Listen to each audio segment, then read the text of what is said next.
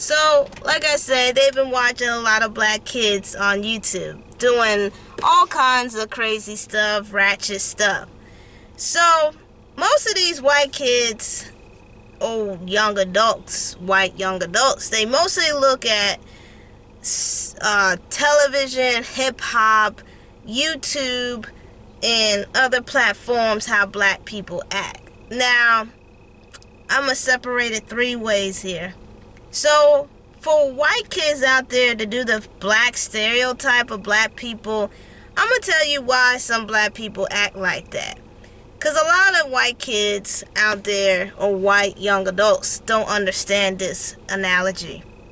So, if you live in a poverty neighborhood or a bad neighborhood or in the hood, you have to be stern and aggressive.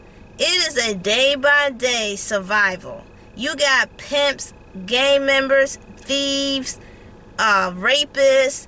You got crazy nuts who are out here trying to hurt you. So the reason why that you see black girls going off like that is because you have to stand your ground. You have to show aggression. You have to show that you're not going to let somebody run you over.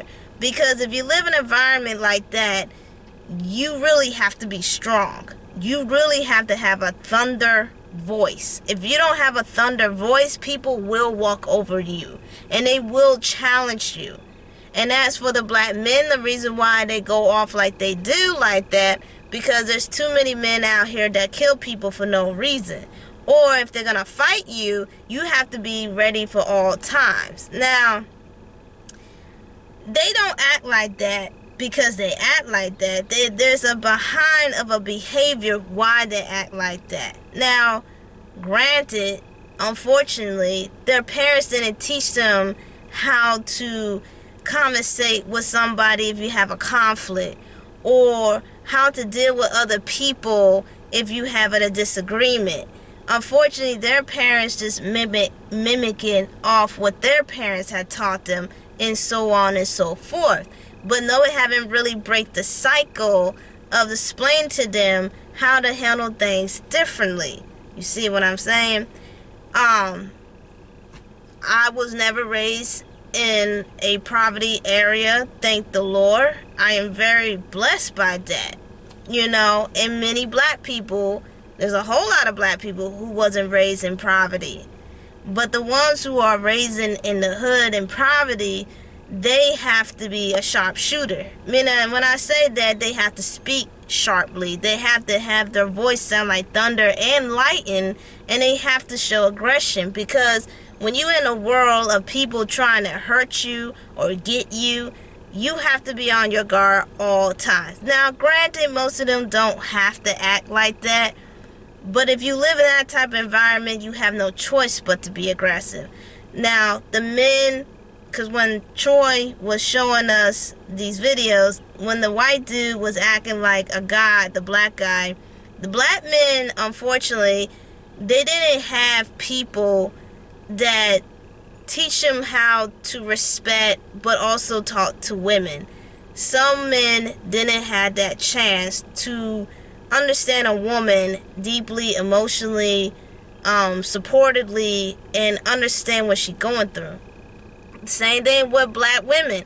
Their mothers didn't taught them how to treat a man, to talk to a man, to understand a man, and listen to a man, but also make sure you don't degrade yourself down, but be strong and independent, but make sure he's at your level, respectful and independent with you. So, unfortunately, their parents didn't teach them how of a relationship supposed to be like. It's not like they just act like that. There's a reason behind everybody's behavior. But because, and this is another problem with this persona that they're seeing, or stereotype for some white people out there, is that when the black kids do these crazy ratchet videos, when they go out there fighting and cussing and acting a fool and stuff like that, they see the other white kids doing the exact same thing. And what does the white kids get?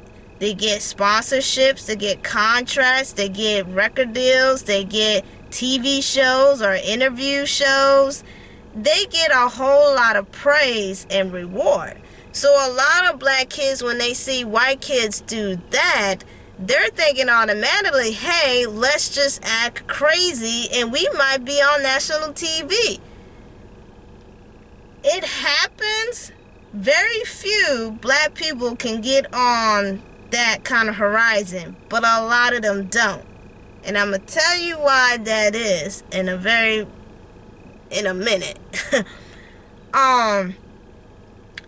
It's because you're not white. Like I say, there is a obsession being black.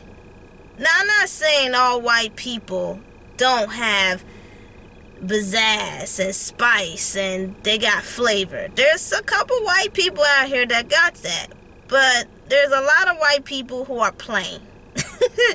So what they do, they mimic and copycat off a black person's personality, their identity, and the way of they are, their style. Because when it's a white person does it, it's fascinating for some strange reason. To me, it looks kind of weird. Just be yourself, you know? But when black people does it, it's ratchet, it's hood, they're barbaric. And it's like, no, that's just how they are. That's just how they were raised. And that's just how they become. It's not an act. That's just their behavior. What that white person is doing is an act. I told a friend that Tana Marie, if you don't know who Tana Marie is, she is this white singer you probably know who this is, Rick James. Tana Marie and Rick James, they sing together for many years. Rest their soul. They're both gone and they went to heaven. Tana Marie was a white woman who has a soulful voice. I mean, she can sing. But she was mostly in the dominant black music. The reason why is because this is what my family members had told me. When Tana Marie first came out in the music world, a lot of white people didn't rock with her. Some white people did, but a lot of them didn't. But us black people heard her soulful voice and we just fell in love with her singing. Not only this, her singing, her personality. See, Tana Marie never stereotype or mimic off of black people because she understands the black culture. She understands the black people's struggle, and she was just being herself. Except she did a little twist of being herself. But that Tana Marie she was a white woman for real in a black woman's body. I'm telling you, she was like a black woman, but she was white. But she was being herself. And that's why Tana Marie has so much respect in the black community, because she didn't try to stereotype or mimic or have a persona of being a black person. She was just being herself. But she put a twist in it because she been around black people. Well, I always hear that from a lot of white kids and white young adults. They've been around black people, but she never copied off who their style or the stereotype. She just being herself. Now, Bhad Bhabie, in the other hand, now most people, this is my first time calling somebody famous like this. She is a prime example of a stereotype and copy of persona. Bhad Bhabie said that she grew up around black people. Tana Marie grew up around black people too. But between these two people, Tana Marie never mimicked or stereotyped black people, but Bhad Bhabie did. You see what I'm saying? Tana Marie put her own twist and personality. Bhad Bhabie continued doing the stereotype of a black person. This is the reason why black people have an issue with you. Because most black people do understand. If you grew up in a black neighborhood, yes, you might pick up some trade. However, you can do your own self-identity of yourself and put a twist, a flavor of yourself. You don't have to put this persona of you being black or you grew up in a black neighborhood. People get that. But you don't have to act like the stereotype of a black person. Now, see the difference here? You see the difference. Now, the reason why the music industry, mass media, and business rather push the front line of white people acting black, they're trying to